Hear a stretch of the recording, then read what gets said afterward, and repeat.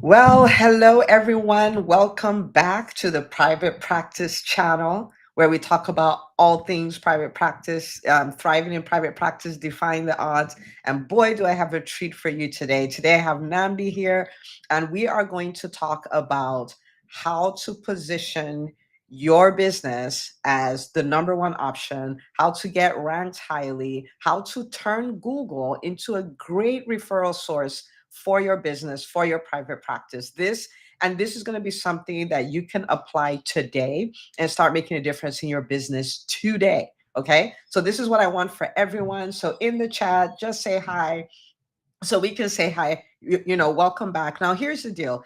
The whole reason we're here, the whole reason this channel exists is because we are people who believe in private practices.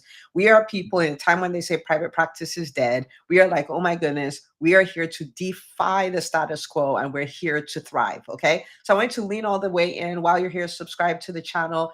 And if you're ready to go even deeper, we will talk about the profitable private practice in a minute. They just finished a live session where we had a guest on who showed the doctors in the movement how seven-figure private practice owners get a lot more done by doing less. It was phenomenal. We're talking tears being shed. Okay. All right. So we can talk about that later. If you want to know more about it, type PPP in the chat and let's get into this. So Namdi, super pumped that you're here. Please take a Nice to be moment, here. introduce yourself so everybody knows why I'm so excited you're in the room today. Yeah, okay. So my name is Namdi Chineme. Um, I'm in the tech space. I run a few businesses, and we're talking about SEO here. I run one business that lives or dies by SEO. So I guess that's why I'm here. um, so yeah, that's a bit about myself. It's a little bit about himself, and he's a genius. I will tell you when I started my private practice. So this was 15 years ago. Yeah. I knew nothing about this. I wasn't ranking anywhere on Google. My website was so awful that he called me and he said, "You need to take that ridiculousness off the World Wide Web immediately." And he built me a brand new website and fixed my SEO and all of that. So this is going to be a very fun conversation. So I took some time to think about some questions here. Hi, Dr. Rondo. I see you. When you think about a business, I want people to get a feel for why this is so important. Mhm. When you think about a business and in conversation, you find out that this business is being run and there's no intentional SEO strategy, none, right? When you discover this, what is your immediate thought? What alarms go off? Because I know for you, alarms go off, right? Yeah, So, yeah. So my view of it is that at the end of the day, your business needs customers. In the case of a private practice, that's patients, right? And a good way to attract patients is to think of how their journey to finding the services that you offer and try and inject yourself into that process. And we all know it. Almost everyone starts their search with Google. They think about something I need, or they've moved into an area and they're thinking they need a physician, a family physician, or a pediatrician. They go into Google and they type exactly that: pediatricians near me, family doctor near me. What you want to do is make sure that you're appearing on the results that come up, because that becomes a really great referral source for yourself. so which then means if we're not intentional about that, then we can't even really claim to say we're serious about attracting patients because we know what they're doing. We know they're Googling, Yeah, we know they're checking, but yeah, we're not trying to be part of that process at all. Like, yeah. right? So that's pretty dangerous, pretty expensive. And so for everyone watching, I want you to start thinking about your intentional SEO strategy. And the beautiful thing about having Namdi here is that he is an entrepreneur who really understands tech. And so you're not going to walk away like with all these technical things and you don't know what to do about them. You're going to walk away knowing exactly what to do in your business starting today. You will, when someone says, talk to me about your SEO strategy, you'll be able to like clearly articulate it by the time we're done. Okay. So before we go any further, what is SEO? And, is it something so complicated like physician entrepreneurs are not going to understand what it is? We should just go hire somebody and just abdicate that completely.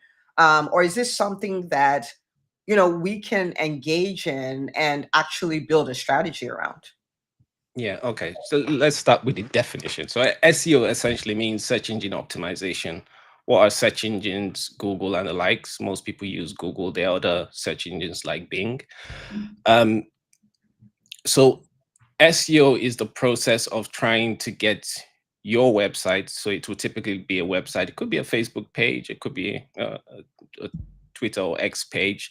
But typically it's a website, trying to get those websites to appear as close as top to the top of the search results. So that's page one. Everyone wants to be at position one. Not everybody can be at position one, but that's what we all strive to do. So essentially, SEO is things you do either on your website or off your websites to try and get yourself to rank to top. The way Google does their ranking is they use signals. So it's what's the page talking about, what's the reputation of your website, and reputation they calculate as this is in simplistic terms, how many other websites are really talking about you. So if you've got a website and the New York Times is talking about you, you've got links on CNN, etc., then Google thinks, well, that must be quite a relevant website. So they will tend to rank those websites higher. Um, so should businesses, is it technical? Yes, it can be very technical. But with all things, there are some things you can do that are not so technical that can help your website um, kind of get closer to the top of those search results. And I think particularly in the private practice space, it's not that competitive.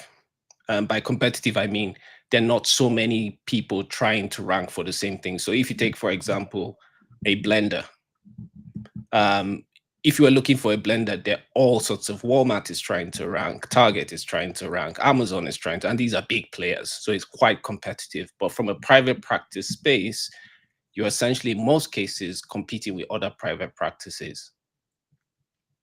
So when I think of SEO and I think of Google and all of that, my default thinking was to think, oh, I can't rank, like, I mean, we rank, but it's like, is Yeah. very competitive. You're even saying that not only can we do this, but we have an advantage in the fact that it's very niche, if you will, and there are Yeah. not as many players Niche and regulated.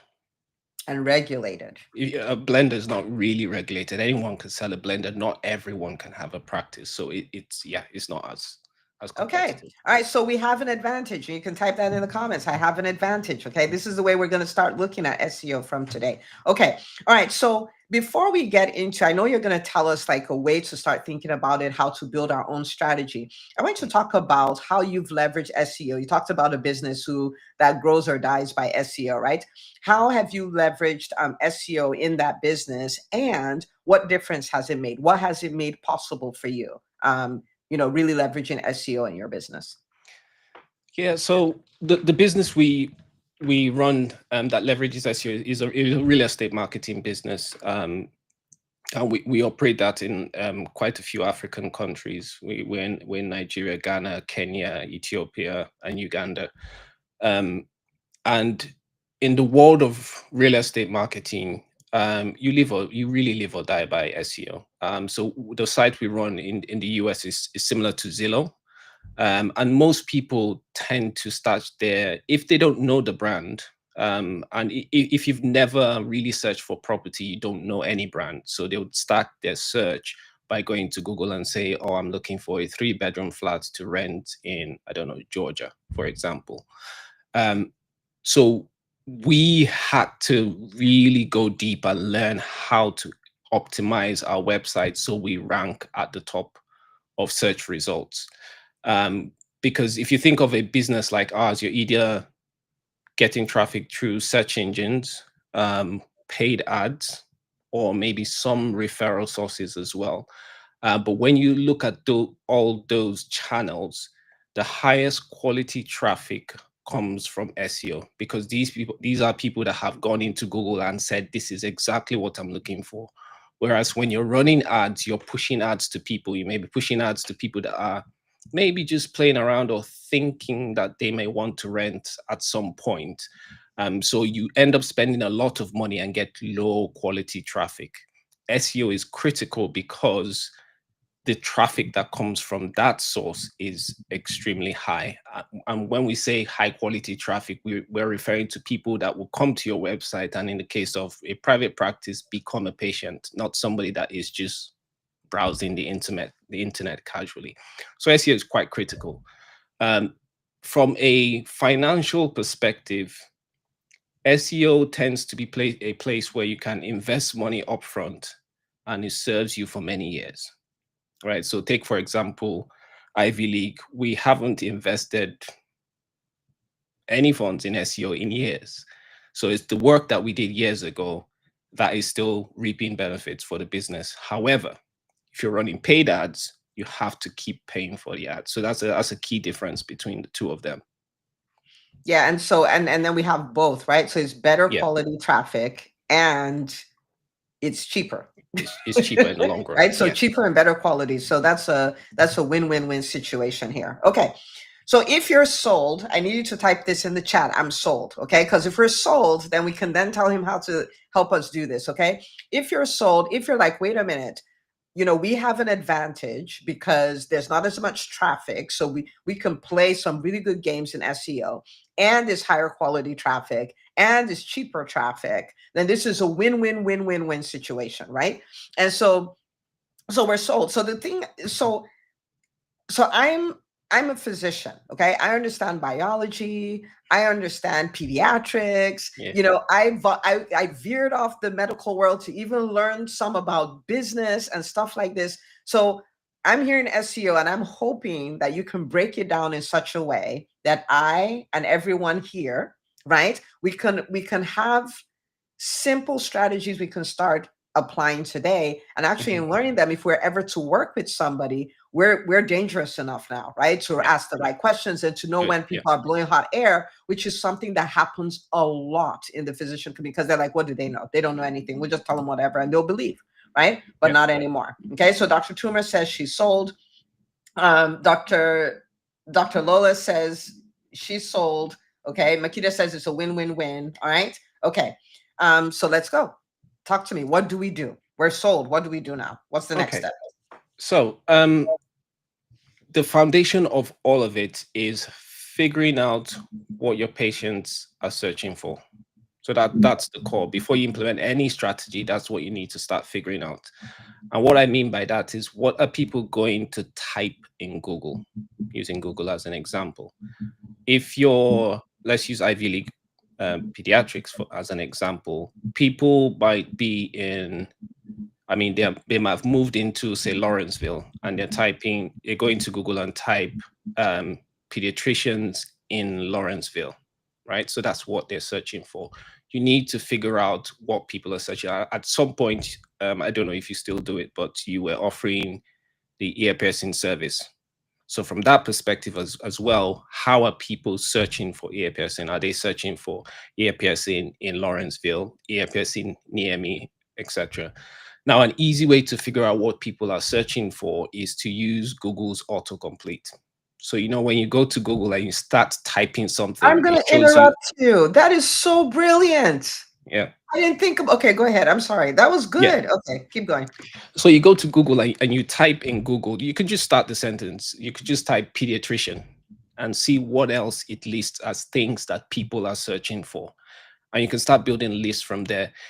The other way you can find out is when you search, say you searched pediatricians in Lawrenceville and hit enter. If you start scrolling down, you see a section that says people also ask. And there's a bunch of questions there, right? Those are things that people are looking for as well. And we're in the world of AI, so we've got to put ChatGPT in there, right? You could go into ChatGPT and ask it the question, when people are searching for pediatricians, what kind of terms do they use in search engines? And it will give you an extremely, I tried it just before we go on this call, and it's a really long, detailed list, right? So those are three simple ways that you can find out what people are searching for. Now, when you understand what they're searching for, then you can start implementing strategies. So I'm going to touch on what I think are the three top ones that people can implement quickly. Number one, have a Google business profile. That's critical. What's a Google business profile? So that's the thing. Say you search for a business. When you press enter and you look to the right of Google, there's a profile of the business there with the name of the business, reviews, etc. You must, if there's anything you must do, is have a Google business profile, and not just put your business name, put as much information as you can in the Google business profile. And then when you're adding things like the description of your business, since you've already done some research on what people are searching for, try to bias the description of the business to include those phrases that people are searching for. Just don't just put any text just to, just to fill up the box. You need to be strategic about it and make sure you're putting in things that people are looking for. Google Business Profile also has a section for services. List all your services, every service you offer, list that in there. Try and get reviews, because obviously when people are searching for businesses, they will typically go for the ones that have more reviews. So you want to have in that strategy to get reviews for your business, and as much as possible get Google reviews, because most people search using Google. So the other reason why you need your Google business profile is, usually if someone searches for pediatricians near me, Google will typically show a list of pediatricians in a box with the reviews, how far it is, their opening hours and stuff like that. That's just, it's free. It's free. So you want to show up there, right? So the Google business profile, if there's anything you must do, get a Google business profile. So that's the first one. So I have a weird question that just popped Yeah. up for me.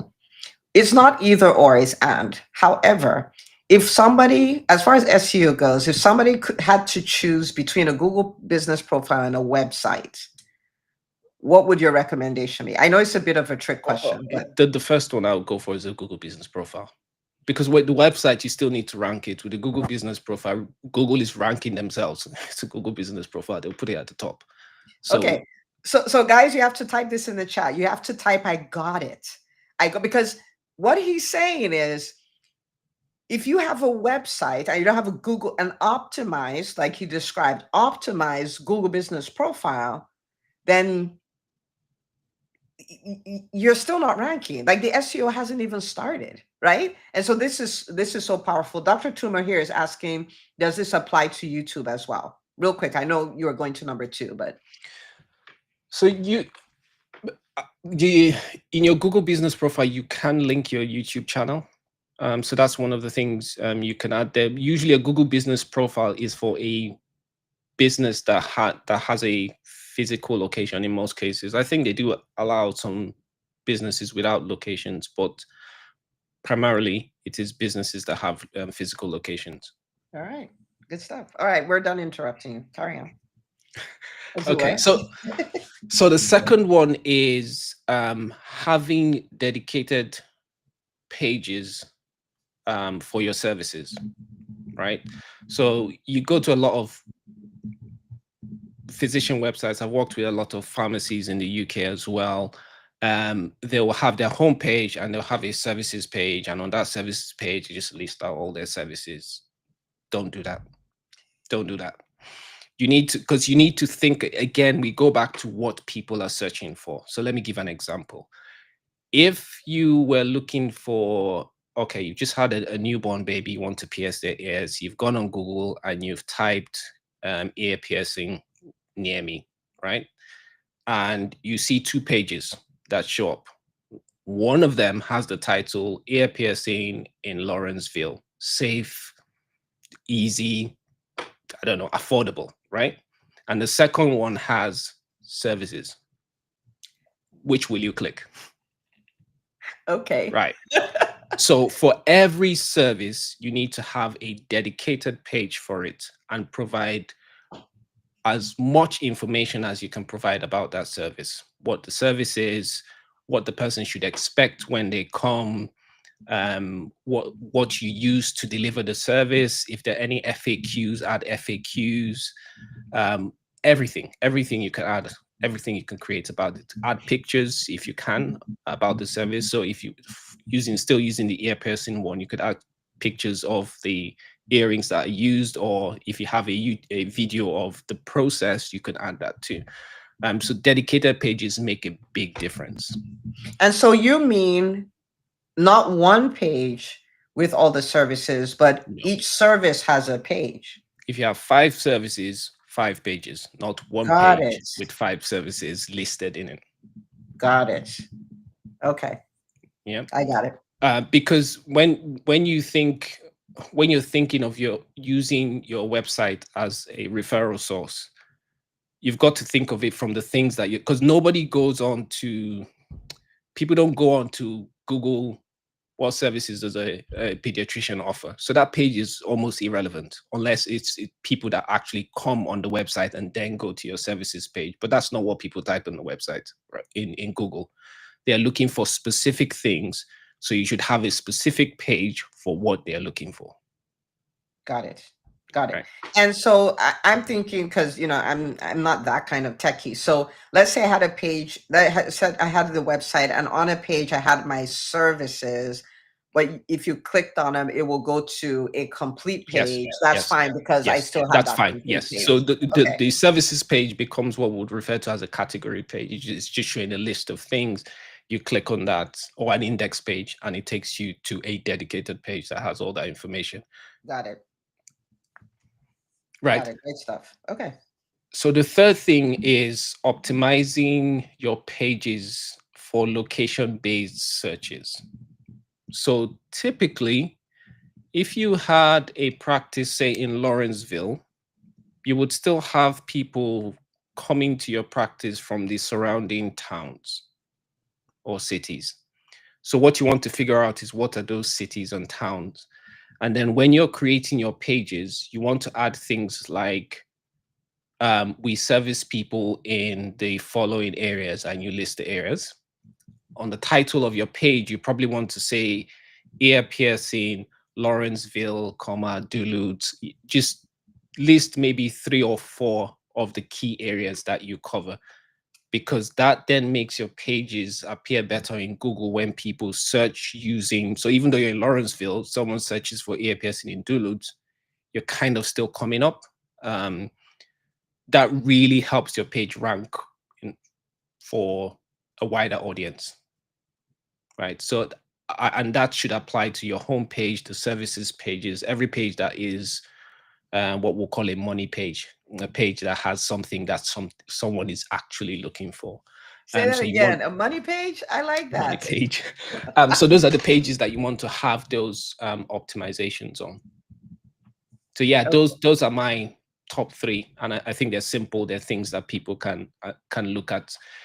If you don't manage your website yourself, it's definitely something you can tell the person that's managing your website to do, and it's quick and easy, right? It doesn't require a lot of work.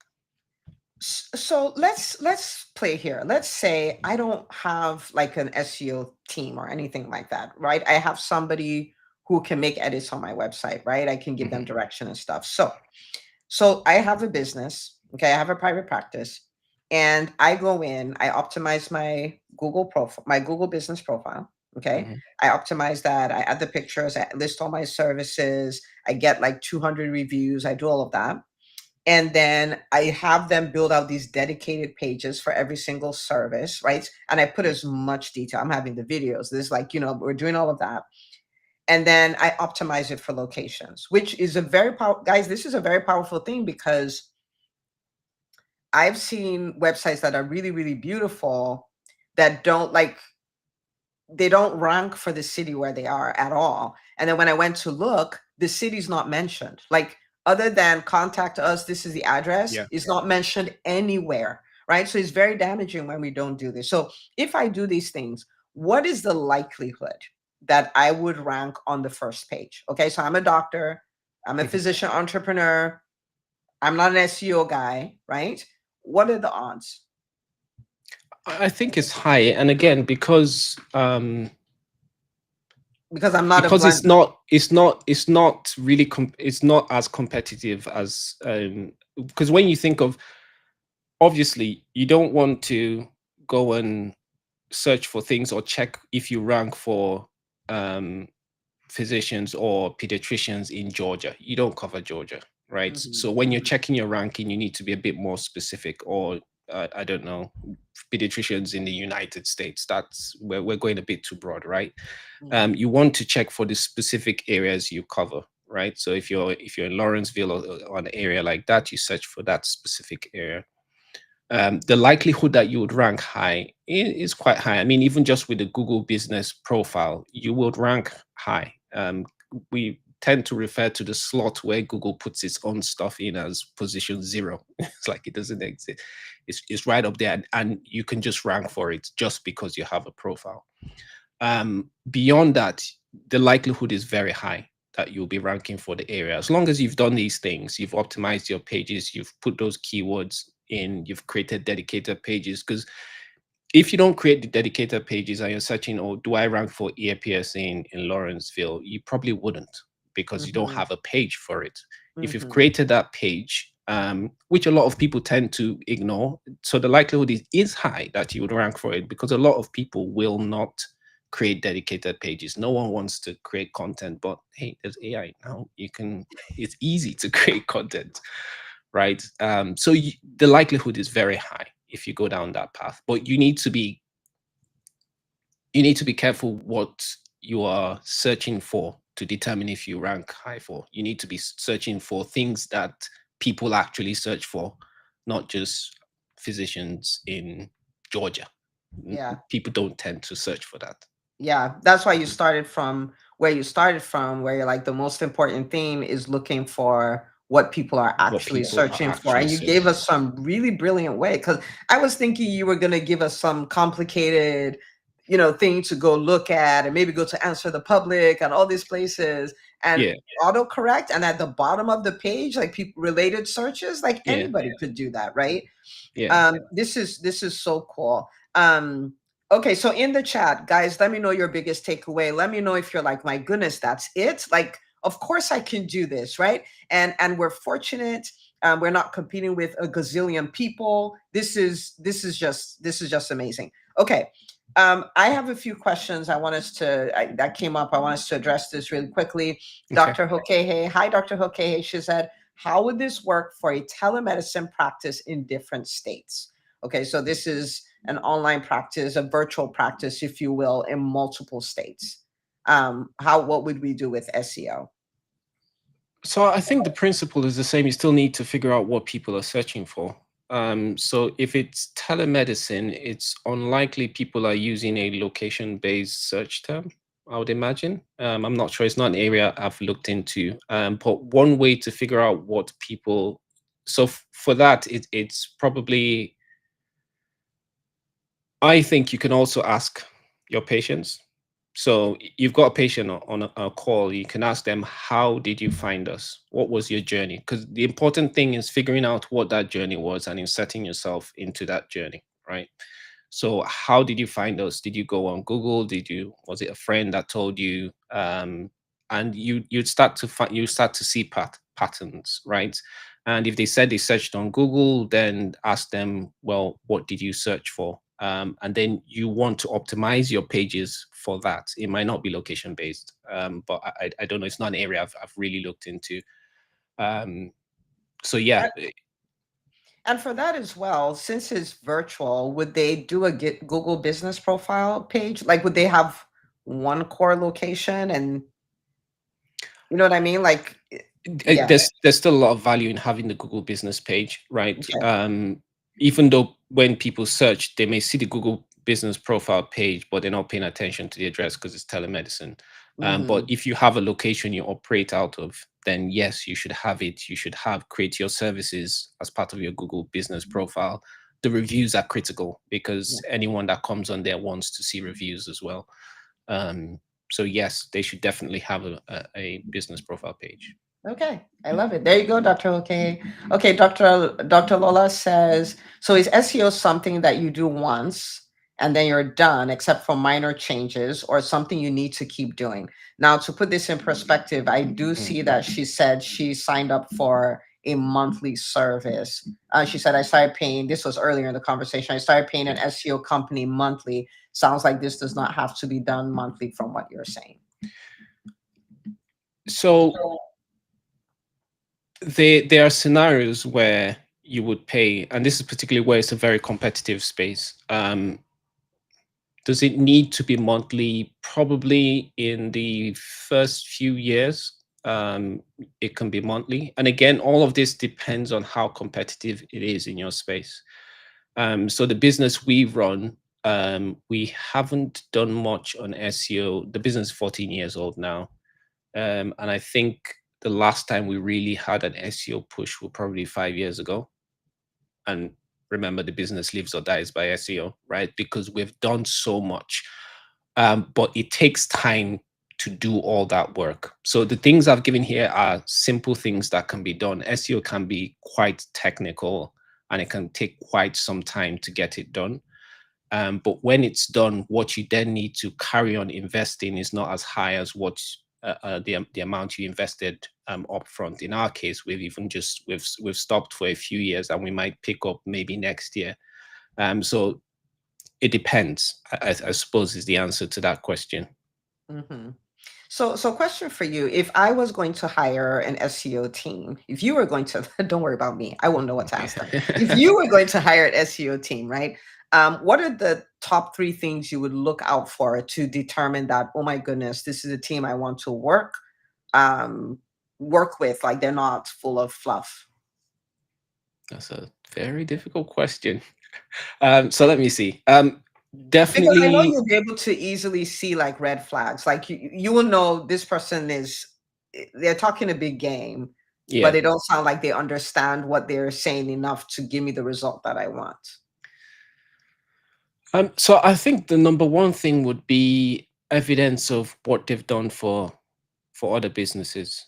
Um, I don't think you can beat that, because SEO and digital marketing is a bit of a is a weird space when it comes to contracting people, because what you would find is people would typically the companies that you're trying to contract will give you no promises, and that's just because it's difficult. Nobody Yeah. really knows how Google ranks websites. We're only trying to deduce. People take actions and then deduce when they see movement on the ranking, and Google keeps changing their thing, the way they rank. um so it's a bit of a difficult question, but the first one would be figure they need to really convince you that they've done things like this before. And I don't particularly think it matters what industry they've done it in, because SEO is SEO. Hmm. Um, so I would rely heavily on what they've done in the past. I think that's the only real indicator, because Hmm. people can come and talk the good talk, Talk a good talk. but it's got to be what they've done in the past, which businesses they've worked with, and if they're happy for you to ring up those businesses, using British terms, call the I was gonna businesses. say ring up. I'm gonna, like ring up or ring up. Yeah, so I love it. if if they're happy for you to call their previous clients or their current clients, and you have a conversation with them, I think that would be the best way to do it. Hmm. Otherwise you're just relying on what they say, which Yeah, which means anyone, nothing. yeah, can talk a good talk. Yeah. Yeah. That's awesome. Okay, so we're looking for results and then we're looking for references that we can talk to. So that's good. Dr. Toomer said, biggest takeaway when you don't know what you don't know, put yourself in a room with someone who does know. Okay, so that would be you. Thank you for being the person who does know for us. And guys, this is so powerful because guess what? We can all walk away confident about our three-part SEO strategy that's going to put us on page one in Google. Okay. The foundation, we're looking for what people are searching for. This is the foundation. If we don't have this, we don't have anything. Next thing, Google profile. Then different dedicated pages for each service. And then the last thing is optimizing for location. We can do these three things. And so we don't have to see SEO as a mystery. We don't have to see being on page one as a mystery. We can just go all in on it, right? And this is so good, so powerful. Dr. Lola said her biggest takeaway was focus on my Google business page and find out what people are searching. As always, this has Yeah. been awesome. So this is good. Okay. So inquiring minds, people want to follow you. Where do they find you? Where do they find Namdi Chineme?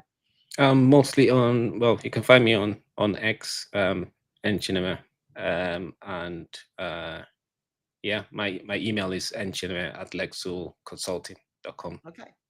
So nchineme at lexoconsulting.com or on X. Okay, beautiful. Any last words for the people? Okay, so you know me, you've talked to a lot of actually, let's do this.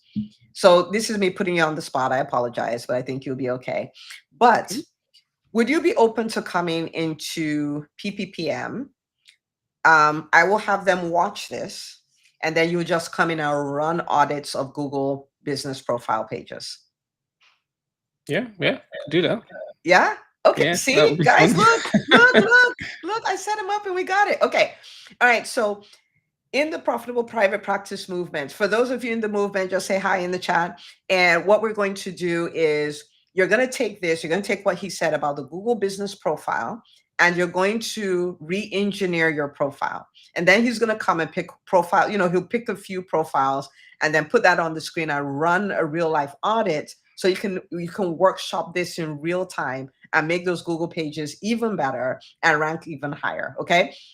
If you're here, you're wondering, like, what is the PPPM? Okay, so PPPM is a profitable private practice movement. Okay, this is a group of doctors who have decided to defy the status quo. They have decided to build profitable practices that give them the freedom, to give them financial freedom, give them time freedom, allow them to have a whole lot of impact. Okay, so Dr. Lola is in PPPM, Dr. Valcourt. Okay, and we set this up. The reason we set this up is because we see so many private practices struggling, irrespective of revenue. This is whether they're just starting or they're doing 5 million in revenue, right?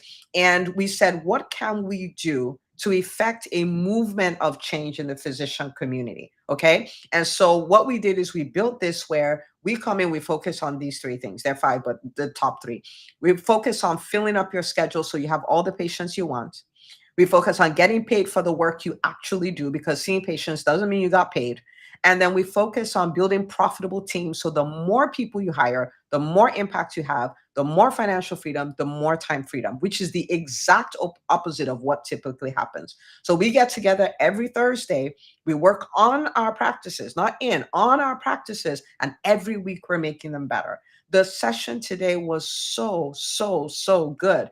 We had Dr. Oluyemisi.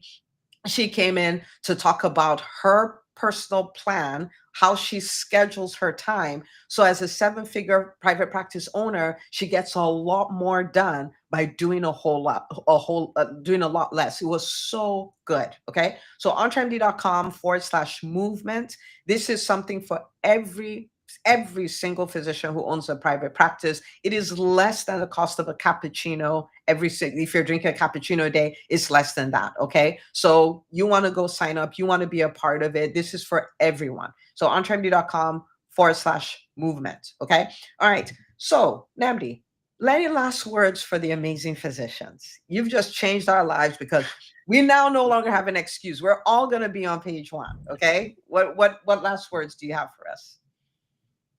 Just do it. You're my kind of guy. No, Like, don't say nothing. Just do no. it. So yeah, I think the key thing is for people to not think of SEO as a very technical thing. I think there's simple things that people can do that are non-technical that can just help rank their businesses better on Google. Better ranked businesses, more patients, More more everything. profitable practice. Yeah, that's awesome. Thank you. I mean, like, I knew this would be good. I honestly was like, this would be great, because even with all the things I know, I still saw SEO as this thing I don't know about. But I'm all about a good framework. So now that I have a 3-step framework, I'm unstoppable. Okay. So Yeah. everyone, thank you so much for joining us. The channel you're on, we have So many amazing trainings just for you. Namdi talked about getting those Google reviews. The next video I want you to go watch is the video on how to get 500 5-star reviews in your practice. Okay, we demystify that. We have helped we've had so many clients, in our programs have done that as well. So that's the next video to go watch, and we will see you next week on the Private Practice channel. Bye, everyone.